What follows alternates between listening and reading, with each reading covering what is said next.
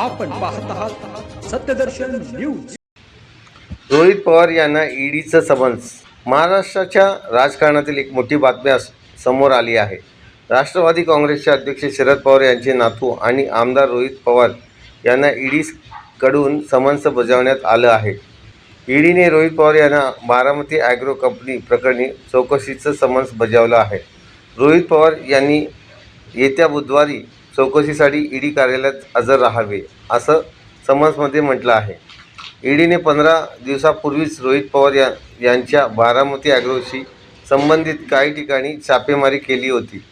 त्यानंतर आता रोहित पवार यांना ईडीचं समन्स बजावण्यात आलं आहे।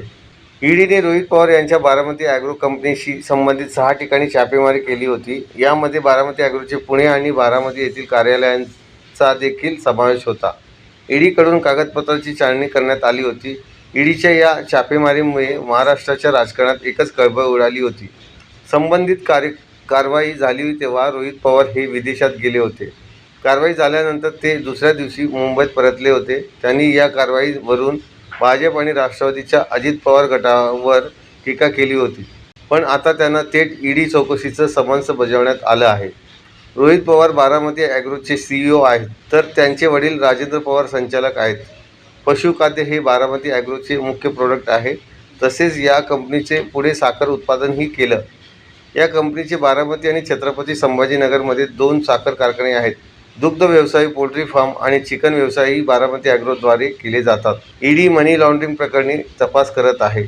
महाराष्ट्र राज्य सहकारी बँकेशी संबंधित लिलावात जी कारवाई राबवण्यात आली होती त्यावेळी बारामती ॲग्रो कारखान्याचा जो संबंध होता त्या प्रकरणी रोहित पवार यांची चौकशी केली जाणार आहे। विशेष म्हणजे भाजप नेते किरीट सोमय्या यांनी रोहित पवार यांच्यावर गंभीर आरोप केले होते। रोहित पवार यांच्या बारामती ॲग्रो कंपनीने महाराष्ट्र राज्य सहकारी बँकेच्या लिलावात फेरफार करून कन्नड सहकारी साखर कारखाना अवघ्या 50 कोटी रुपयात खरेदी केला होता। या प्रकरणी ईडीने चौकशी करावी अशी मागणी किरीट सोमय्या यांनी ट्विटद्वारे केली होती। किरीट सोमय्या यांच्या आरोपानंतर ईडीने रोहित पवार यांच्या कंपनीशी संबंधित 6 ठिकाणी छापेमारी केली। त्यानंतर आता त्यांना चौकशीसाठी समन्स बजावण्यात आलं आहे। सत्यदर्शन न्यूजला लाईक करा, शेअर करा, सबस्क्राइब करा।